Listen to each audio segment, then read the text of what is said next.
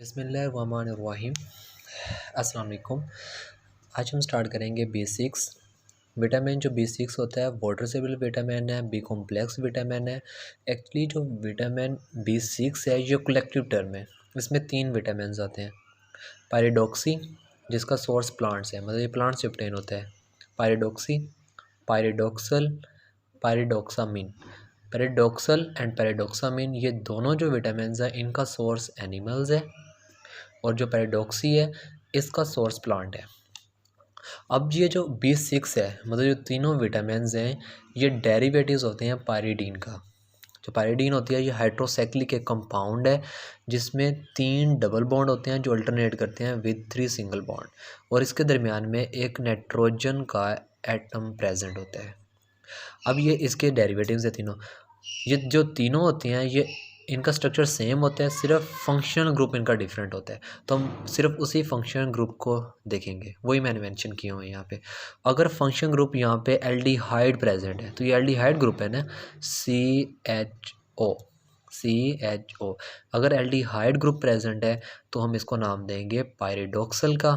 Source इसका animal है, ठीक है। ए से एल्डिहाइड ग्रुप, ए से एनिमल, एनिमल से हासिल होता है। उसके बाद ये देखें यहाँ पे जो ग्रुप मौजूद है अमाइन ग्रुप मौजूद है। तो अगर अमाइन ग्रुप प्रेजेंट होगा तो इसको नाम देंगे पायरिडॉक्सामिन। और अगर यहाँ पे अल्कोहल ग्रुप प्रेजेंट है, अल्कोहल ग्रुप प्रेजेंट होगा तो इसको नाम देंगे पायरिडॉक्सी। तो इस तरह ये तीनों जो हमारे पास विटामिन हैं इसको हम B6 कहते हैं। नेक्स्ट, अब मैंने आपको पहले भी ये पिछली वीडियो में बताया हुआ है कि जितने भी वाटर सोल्यूबल विटामिन्स होते हैं वो प्रिकसर होते हैं कोएंजाइम का। तो ये जो तीनों एंजाइम हैं, इन तीनों विटामिन्स हैं, तो ये भी प्रिकसर्स होते हैं विटामिन का, कोएंजाइम का। तो वो जो कोएंजाइम है उसका नाम है पायरिडॉक्सल फॉस्फेट। मतलब ये तीनों विटामिन्स अल्टीमेटली प्रोड्यूस करते हैं पायरिडॉक्सल फॉस्फेट को, PLP इससे रिप्रेजेंट करते हैं, पायरिडॉक्सल, P से फॉस्फेट। अब ये कोएंजाइम होता है फॉर इंजाइम्स, उन इंजाइम्स के लिए कोएंजाइम के तौर पर एक्ट करता है जो कैटालाइज करती हैं reaction involving amino acid. Amino acid जिस रिएक्शंस में इन्वॉल्व होते हैं उन रिएक्शंस जो कैटालाइज करते हैं इंजाइम्स, उनका ये कोएंजाइम होता है। अब ये कुछ हमारे पास एग्जांपल्स मौजूद हैं इनकी। वो एग्जांपल है जिनमें जो PLP है, मतलब पैरिडॉक्सल फॉस्फेट जो है वो ऐड करता है एज अ कोएंजाइम। होमोसिस्टाइन एक अमाइनो एसिड है, अगर इसके अंदर हम सल्फ़र ग्रुप ऐड कर देते हैं, मतलब ट्रांससल्फोरेशन अगर प्रोसेस होता है तो इसके लिए हमें कोएंजाइम चाहिए होता है PLP। तो जैसे इसमें सल्फ़र ग्रुप ऐड करेंगे तो ये कन्वर्ट हो जाता है इनटू सिस्टाइन। लेकिन अगर होमोसिस्टाइन के अंदर मिथाइल ग्रुप ऐड कर दें, ये रिएक्शन हम पहले पढ़ चुके हैं, ट्रांसमिथाइलेशन, जिसके लिए मिथाइल कोबैलामिन चाहिए,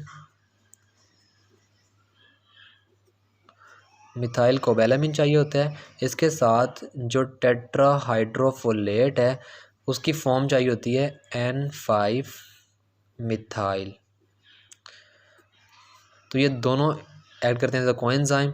मिथाइल इसमें जैसे ऐड होगा ये कन्वर्ट होता है इनटू मेथानिन। तो ये वाला रिएक्शन तो हमने पढ़ा हुआ है, लेकिन अगर इसमें सल्फ़र ऐड होता है तो ये सिस्टाइन में कन्वर्ट होता है। इस रिएक्शन के लिए रिक्वायर होता है PLP।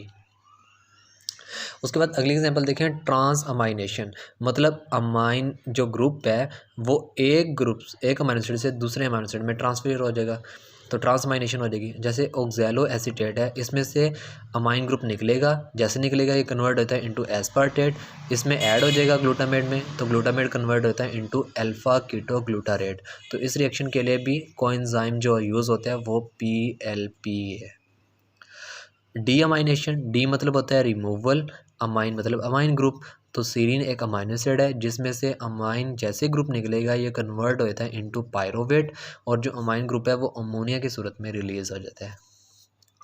डी कार्बोक्सिलेशन मतलब कार्बन डाइऑक्साइड का रिमूव होना।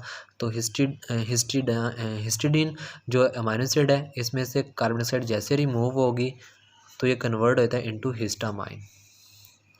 उसके बाद आता है कंडेंसेशन। ये वाला स्टेप बहुत ज़्यादा इंपॉर्टेंट है जिसमें ग्लाइसिन और सुक्सिनाइल कोएंजाइम ये दोनों आपस में कंडेंस होते हैं, कंबाइन होते हैं, तो आगे एक एसिड बनता है जिसका नाम है गैमा अमाइनो लिवोलिनिक एसिड। इसको सिंपली आप PLA भी कह सकते हैं। ये वाला जो रिएक्शन होता है ना कंडेंसेशन वाला, ये हीम सिंथेसिस का फर्स्ट स्टेप होता है। जो हीम बनती है ना उसका सबसे पहला स्टेप यही होता है जिसमें ग्लाइसिन और सुक्सिनाइल कोएंजाइम आपस में मिलते हैं और ALA बनता है, लिवोलेनिक एसिड बनता है। इस रिएक्शन में PLP as a coenzyme add करता है। इसलिए जब पाइरिडॉक्सल फॉस्फेट की डेफिशिएंसी होती है, जब इसकी डेफिशिएंसी होगी तो ये वाला रिएक्शन नहीं हो पाएगा। ये रिएक्शन ही होगा तो हीम नहीं बनेगा, क्योंकि हीम का ये फर्स्ट स्टेप है। हीम नहीं बनेगी तो माइक्रोसिटिक एनीमिया हो जाएगा। तो ये बात पहले भी हम पढ़ चुके हैं टेट्राहाइड्रोफोलेट में कि जो माइक्रोसिटिक एनीमिया है वो 3 वजह से होता है। या तो आयरन की डेफिशिएंसी हो जाए, या फिर विटामिन सी की डेफिशिएंसी हो जाए। विटामिन सी भी आयरन की एब्जॉर्प्शन में हेल्प करता है, और साथ में PLP की डेफिशिएंसी हो जाए। तो इन तीनों की वजह से माइक्रोसिटिक एनीमिया होता है। अब ये जितने भी रिएक्शंस हैं सब में अमाइनो एसिड इन्वॉल्व है। तो हमने यही कहा है कि PLP ऐसे एंजाइम के का कोएंजाइम होता है जो अमाइनो एसिड के रिएक्शंस को कैटालाइज करता है। लेकिन एक एक्सेप्शन है, ग्लाइकोजन फॉस्फोराइलेज एक एंजाइम है, ठीक है। ग्लाइकोजन मतलब कार्बोहाइड्रेट्स का एक एंजाइम है, लेकिन उसमें भी PLP एक्ट करता है एज अ कोएंजाइम। नेक्स्ट देखें, अगर PLP की डेफिशिएंसी हो जाती है, मतलब B6 की अगर डेफिशिएंसी होती है तो कौन कौन सी डिजीज़ होती हैं? न्यूरोपैथी हो जाएगी, डर्मेटिस हो जाएगी, चिलोसिस हो जाएगी। चिलोसिस का मतलब ये है जो लिप्स होते हैं उनके जो कॉर्नर्स होते हैं वहाँ पे फिशरिंग स्टार्ट होना शुरू हो जाती है, उसको चिलोसिस कहते हैं। ग्लोसाइटस, ग्लोसाइटस ये होता है कि जो टंग होती है उसकी इन्फ्लेमेशन हो जाना, टंग की इन्फ्लेमेशन को हम कहते हैं ग्लोसाइटस। उसके बाद माइक्रोसिटिक एनीमिया क्यों होता है ये मैंने आपको बता दिया है। अच्छा, B6 विटामिन वाहिद वाटर सेबल विटामिन है जिसकी टॉक्सिसिटी क्रिएट हो सकती है। ये पहले हमने डिस्कस किया है कि ये यूरिन में, क्योंकि वाटर सेलेबल हैं, ये यूरिन में एक्सक्रीट हो जाते हैं। अगर एक्सेस अमाउंट में हम लेंगे भी तो यूरिन में एक्सक्रीट हो जाते हैं, लेकिन इनकी टॉक्सिसिटी नहीं होती। इसलिए मैं कह रहा हूँ कि जो वाटर सेलेबल विटामिन है उनकी टॉक्सिसिटी नहीं होती, लेकिन B6 वाहिद है जिसकी टॉक्सिसिटी हो सकती है। जब इसकी टॉक्सिसिटी होगी तो न्यूरोसाइकेट्रिक सिम्टम्स वगैरह शो होना शुरू हो जाती हैं। जी, थैंक यू।